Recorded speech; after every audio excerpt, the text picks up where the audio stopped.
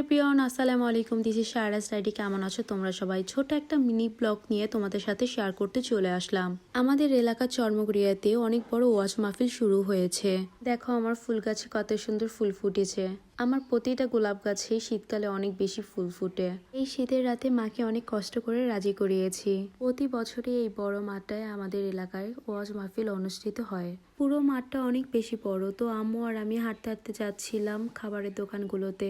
এত বেশি কুয়াশা পড়ছে, সবকিছু অন্ধকার মনে হয়। এই ওয়াজ মাহফিলে অনেক ধরনের খাবার ওঠে। ফার্স্টেই দেখতেছে এখানে গরম গরম জিলাপি ভাজতেছে, তারপর চলে গেলাম মিঠাইয়ের গজা কিনতে। মিঠাইয়ের গজা তো আমাদের বাসা প্রতিটা মানুষেরই অনেক বেশি পছন্দের। তারপরে এখান থেকে মিঠাইয়ের গজা নিয়ে নিলাম, তারপর চলে গেলাম এখানে পেঁয়াজও কেনার জন্য। গরম গরম পেঁয়াজও ভাজতেছিল। আর এই মামাকেও তো সবাই চেনেন, চর্মগড়িয়াতেও তার দোকান আছে, তার চপগুলো অনেক বেশি মজার হয়। সবকিছু টুকটাক কেনাকাটা শেষে বাসার জন্য ভাজা বাদাম নিয়ে নিলাম। আসলে একটা জিনিস সব সময় দেখি, ওয়াজ দেখার থেকে খাবারের দোকানগুলোতে অনেক বেশি লোক হয়। তারপরে এখানে সুন্দর সুন্দর কিছু খেলনা দেখতেছিলাম। আম্মু যা দেখে তাই শুধু উনাই যায় ইমামের কথা বলে। যাই হোক, ইনশাল্লাহ আমাদের আদরের বাচ্চাগুলোর জন্য অনেক কিছু কেনাকাটা করব। আল্লাহ হাফেজ সবাইকে, ভালো থাকবেন সবাই।